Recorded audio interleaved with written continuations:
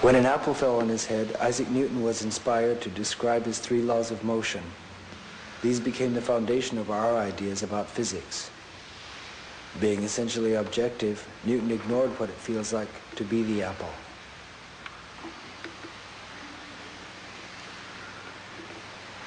When we get our mass in motion, we rise above the constant call of gravity toward the swinging, circling invitation of centrifugal force. Dancers ride and play these forces.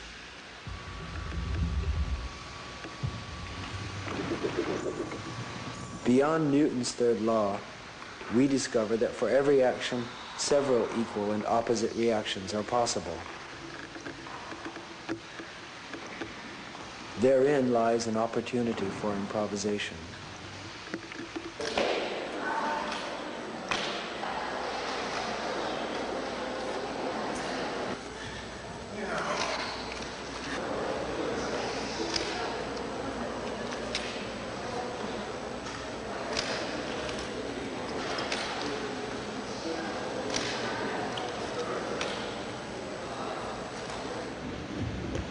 We are looking at performance of contact improvisation, a duet movement form.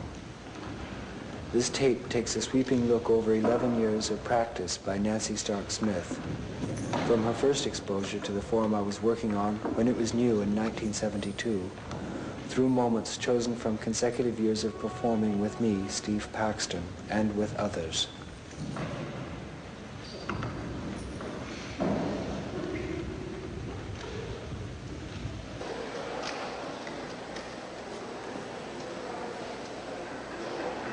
Nancy solos by testing her movement, playing with gravity and the floor, which are, in this work, not taken for granted, but are considered as constant partners. She doesn't direct herself. She starts moving and then lets it happen, finding ways to cope with momentum and gravity.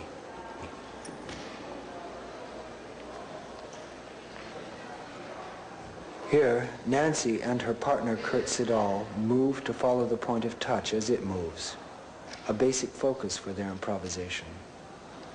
In the play of moving and being moved, specific movements are unpredictable, but they occur within a knowable field of gravity, centrifugal force, support, and dependency. Human touch unites the forces which act upon the body with the sensations they provoke within the body. This interaction makes it possible to keep all the parts of both their bodies harmonizing.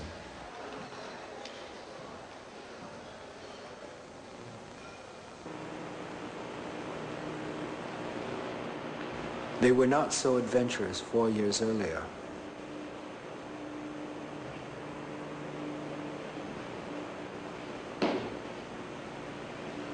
In this first performance of contact improvisation, they were getting used to moving by touch. By feeling their way, they brought back clues about the form and about themselves and their perceptions.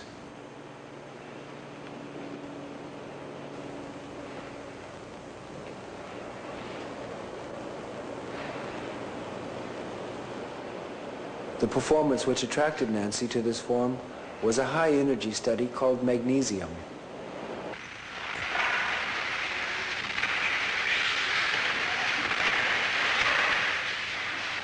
I made Magnesium for a group of men at Oberlin College.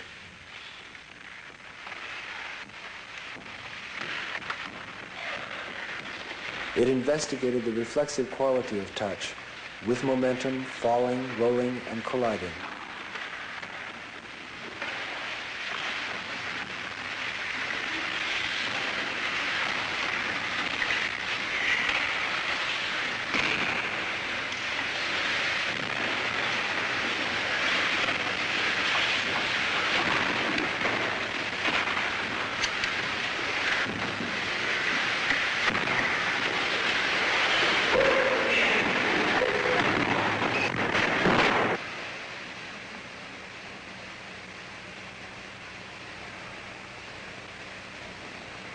Magnesium ends with 5 minutes of standing to draw a great distinction in the scale of movement. Standing still is not actually still. Balancing on two legs demonstrates to the dancer's body that one moves with gravity, always. Observing the constant adjustments the body makes to keep from falling calms the whole being. It is a meditation. It is watching the reflexes at work, knowing they are subtle and dependable, not just emergency measures. Standing became one of our disciplines, keeping the mind attentive to the body's present moment. This simple practice was preparation for the complex interactions that would arise with a partner, as were the throwing and catching practices that called for instant response, introducing ourselves to adrenalized states.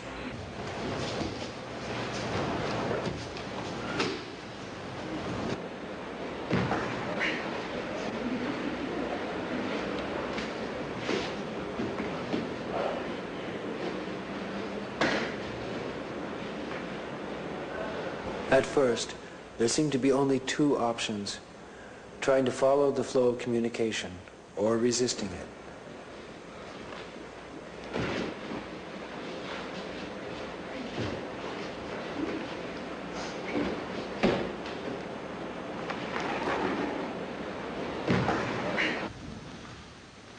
Each dance is a series of on-the-spot decisions, and they are on the spot. The soft skin is alert to the points of contact, signals telling the dancers where they are, orienting them to their partner and to the floor. Their perceptions are stretching. They are adrenalized. Inside their minds, the many touch events and constantly changing relationships blend into a continuity of moving masses which creates a logic reached only in the heat of the dance. A logic as secure as that found when standing alone and watching the reflexive dance of one's bones. Higher momentum brings new areas of risk. In order to develop this aspect of the form, we had to be able to survive it. The support needed from the unconscious reflexive parts of the brain is more present when the conscious mind is not afraid. The calmness of standing is extended into the fall.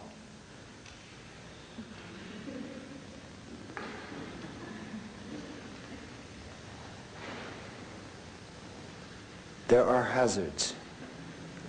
One of them is thinking ahead. What the body can do to survive is much faster than thought.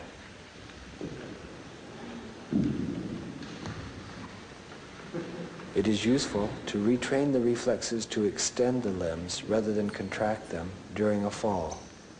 This fall is very disorienting. Nancy's arms manage to cradle her back, and this spreads the impact onto a greater area. And she doesn't stop moving. That helps to disperse the impact over a slightly longer time. She doesn't seem bothered.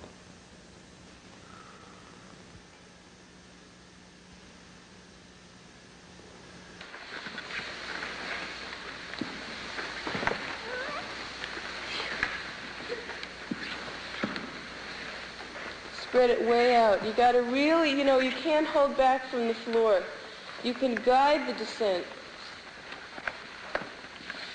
The earth is bigger than you. So you might as well coordinate with it.